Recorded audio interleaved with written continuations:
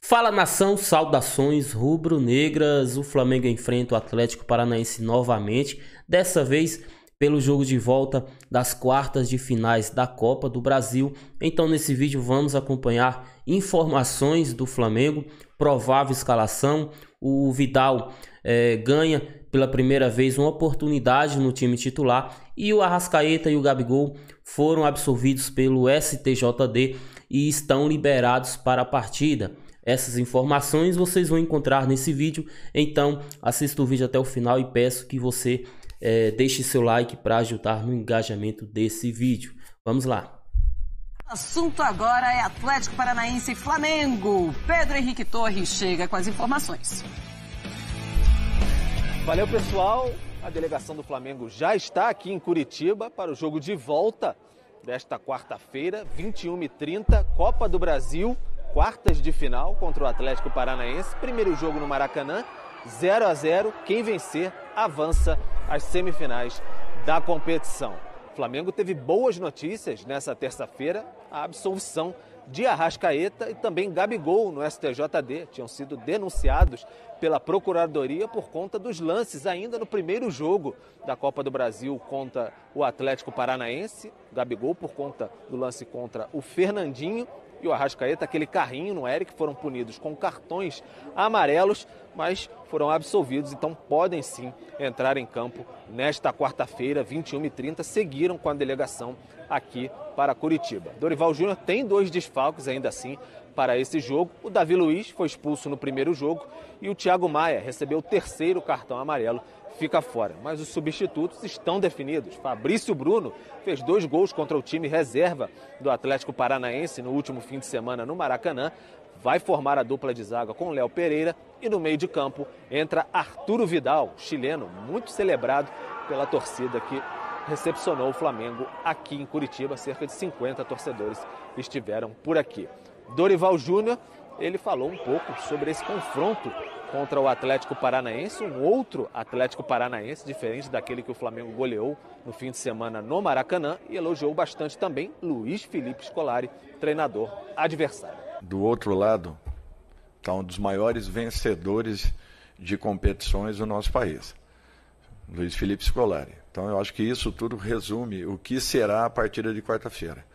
Não pense que será semelhante à primeira, nem tampouco a essa partida. Nós teremos um jogo completamente diferente, muito disputado, vai exigir de ambas as equipes e eu espero que estejamos muito bem preparados para que façamos lá dentro um grande jogo. Então é isso, se não houver nenhuma surpresa de última hora, o Flamengo entra em campo com Santos, Rodinei, Fabrício Bruno, Léo Pereira e Felipe Luiz, João Gomes, Arturo Vidal, Everton Ribeiro e Arrascaeta, na frente a dupla Pedro e Gabigol. Arena da Baixada, um clima muito grande aqui para cima do Flamengo. Cerca de 35 mil torcedores vão empurrar o Furacão em busca dessa vitória para tentar eliminar o Flamengo e também, claro, vai forte para cima do time paranaense. Muito bem, a gente mostra o Flamengo na Arena da Baixada desde 2014. Tem 2 vitórias, 5 empates e 6 derrotas. O aproveitamento é baixo, de 28,2%, com 2 gols marcados, 19 gols sofridos. Isso entra em campo? Esses últimos números aí do Flamengo na Arena da Baixada entra em campo ou é mais pelo momento agora da equipe? Aí você poderia falar que o jogo de domingo entra em campo também? Não entra, e faz 2 dias. Era um time reserva, um time diferente. Então, assim, da mesma maneira que muitos desses números já são de times completamente diferentes. O time do Flamengo, aliás, em relação ao ano passado mesmo, já é quase metade outro, né? Com tantos jogadores novos, outros que não estão mais. Então, eu acho que a questão mais pro lado do Flamengo é a confiança no que tem sido executado, no que o time tem jogado bem, no que o time tem ganhado em organização, em confiança. mas do outro lado, um time que é talhado para essa competição, ele é talhado para o confronto eliminatório. A gente viu a demonstração de força e maturidade que o Atlético deu contra o Estudiantes, indo buscar uma classificação no último minuto fora de casa. Então, assim, eu acho que não dá para olhar muito para trás agora. O rubro-negro, os dois são rubro-negros, o Flamengo sabe que vai ser muito difícil e, ao mesmo tempo, o torcedor do Atlético também. Eu acho que a coisa começa muito parelha. Claro, o Flamengo hoje é superior tecnicamente a qualquer adversário no Brasil, se analisar só as peças individuais. Mas, assim, eu não consigo nem atribuir um favoritismo muito claro ao Flamengo, porque, Pedro falou, estádio lotado, todo esse ambiente em torno do jogo, tudo se decide naquele jogo, então acho que não dá para atribuir um favoritismo muito claro, não. Todos os ingressos foram vendidos para a partida, a Arena da Baixada vai estar completamente lotada. André Kfouri, você acha que a postura do Atlético Paranaense vai ser completamente diferente do que foi no primeiro jogo? Não completamente, Marcela. Eu acho que o Atlético não vai ser um time tão defensivo e tão encerrado na sua própria área como foi no Maracanã, mesmo porque o ambiente não vai permitir que isso aconteça, a mobilização de torcedor, a comunhão que acontece na arena quando o Atlético vive noites dessa natureza, e é um clube, a gente sempre fala isso aqui, um clube, uma torcida, uma comissão técnica, seja ela qual for, mas principalmente essa, e um grupo de jogadores acostumados a essas noites. O Atlético está num nível de Copa do Brasil, de Copa Libertadores, de Campeonato Brasileiro, no qual esse tipo de ocasião é comum, não assusta ninguém ali. Então, por esse motivo, não dá para fazer uma atuação tão preocupada em não sofrer gol como o Atlético fez no Maracanã e, como a gente também já falou, não sofreu por causa do balanço da sorte e da falta de sorte. Porque o normal teria sido o Flamengo conseguir pelo menos um gol. E a situação de matemática para classificação seria diferente agora. Então o Atlético vai ter que agredir, o Atlético vai ter que procurar um espaço. Acredito que o Atlético vai atrair o Flamengo, não vai querer discutir posse, porque essa é a maneira que a equipe do Atlético está mais acostumada e tem virtudes para utilizar, para explorar, quando o Flamengo tentar se colocar no campo do adversário. E, evidentemente, o campo de futebol é muito grande para que você consiga defendê-lo inteiro. Deixa eu colocar o provável Flamengo que entra em campo contra o Atlético Paranaense pela Copa do Brasil. Vamos colocar na tela, então, com o Santos, Rodinei, Fabrício Bruno, Léo Pereira, Felipe Luiz. O Pedro Henrique Torre, inclusive, já tinha falado pra gente esse time. Aí vem o Vidal. O Thiago Maia tá fora, tá suspenso. Everton Ribeiro, João Gomes, Arrascaeta. E aí na frente o Pedro e o Gabigol. Então é o Vidal titular no time titular do Flamengo pela primeira vez. Faz a diferença também, ou você acha que ele vai manter o que o Thiago já estava fazendo, o que já é uma grande coisa? Se fizer a diferença, acho que é para mais ainda. Para mais. O Vidal é um jogador que todas as ocasiões que ele teve de entrar nos jogos ou começar, ele mostrou que está bem fisicamente, está bem tecnicamente, num trio de meio-campistas, ele faz qualquer função. Se ele precisar ser o primeiro volante, ele vai ser. Se ele precisar jogar como um dos dois meias mais avançados, ele pode ser também. Na carreira dele, ele já executou as mais diversas funções. Então, eu acho que não há o que se preocupar, né? Não pela ausência do Thiago, que é um jogador importante, mas porque eu acho que a presença do Vidal, ela não só não deixa a peteca cair, como ele pode até oferecer algumas coisas a mais. Pois é, e aí eu fico pensando, será que o Vidal pode aproveitar essa chance para pegar a vaga do Thiago e entrar no time titular do Flamengo? Aí é um processo de decisão interno, né? Envolvendo a comissão técnica. Assim, ele não veio para ser um jogador de opção, um jogador de final de partidas, né? Ele veio para outra coisa, ele é o Arturo Vidal. E o Flamengo o contratou por causa do futebol que ele é capaz de mostrar. Mas, de novo, a equipe do Flamengo está tão acertada, os jogadores estão tão entrosados nesse novo, entre aspas, sistema, que fica difícil para quem quer que seja, o Everton, Cebolinha também. Mas a necessidade faz a oportunidade, isso acontece, e o futebol, ele é assim. Então, há uma questão de impossibilidade de escalação de um jogador titular, o Vidal vai entrar, haverá uma mudança de funções ali no meio de campo, e a comissão técnica do Flamengo, o mundo rubro-negro espera que o rendimento seja o mesmo ou melhor.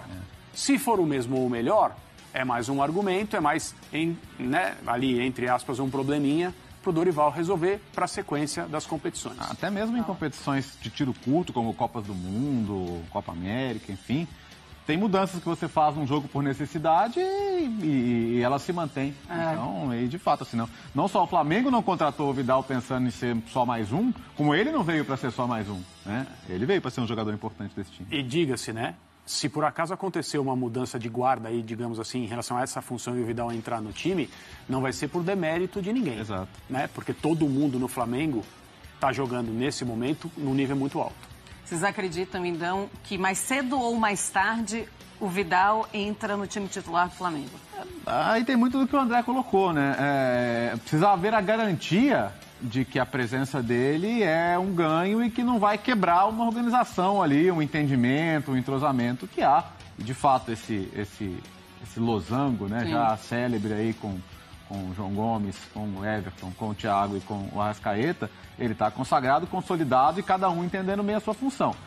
Se o Vidal demonstrar que a presença dele é um ganho, é algo a mais, aí eu acho que o Dorival tem que pensar antes, primeiro no time e segundo nos indivíduos, mas primeiro no time. Então, eu acho que seria um caminho natural.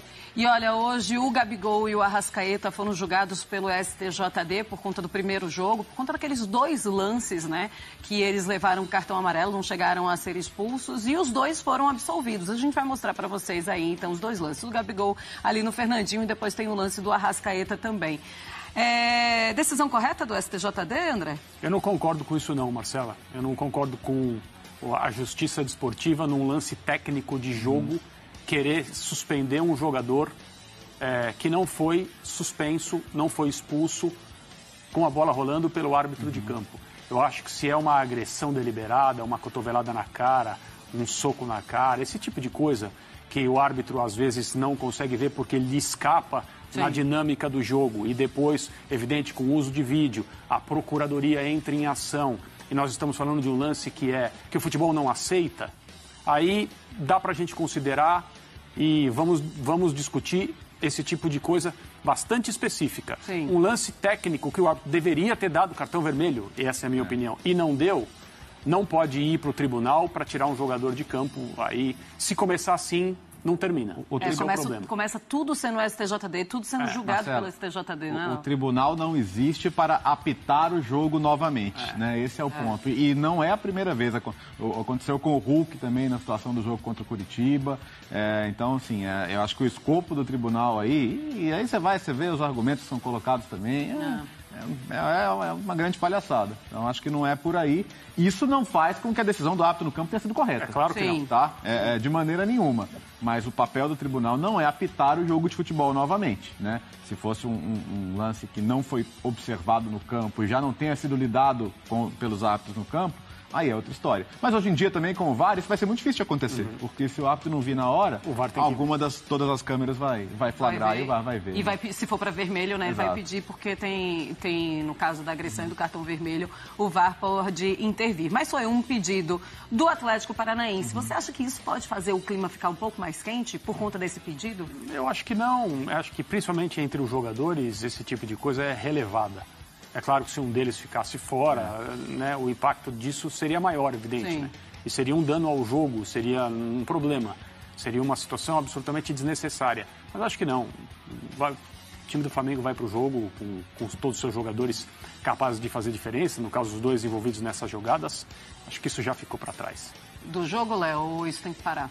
Não, assim, acho que o que a gente tem que cobrar, e a gente está vivendo um ano terrível, é da qualidade das nossas arbitragens. A arbitragem já teve um impacto no confronto, de fato, né? Se a expulsão ocorresse como deveria, as 2, acho, o Flamengo não teria 2 dos seus principais jogadores no jogo da volta. Então, o impacto já foi causado. E quantas vezes o impacto de más arbitragens já foi grande em jogos de futebol no Brasil esse ano? Então é uma discussão mais ampla, mas que não cabe ao STJD, esse é o ponto. O STJD não é parte desse debate, tá? O STJD não deve julgar, nesse caso, o Gabigol e o Arrascaeta, porque eles não foram expulsos. Ele não é parte. Se por acaso o árbitro tivesse interpretado assim, aí sim eles iriam parar o julgamento. Não deveria, né? Porque o fez. Sim. Não deveria. É isso, nação. Se você gostou do vídeo, eu peço que você deixe seu like, inscreva-se no canal e segue o canal nas redes sociais, principalmente lá no Instagram. Me dá uma força lá, @canalsrn. E meu Instagram pessoal, @CélioSRN. Os links estão aqui na descrição, beleza? Saudações rubro-negras. Deixa eu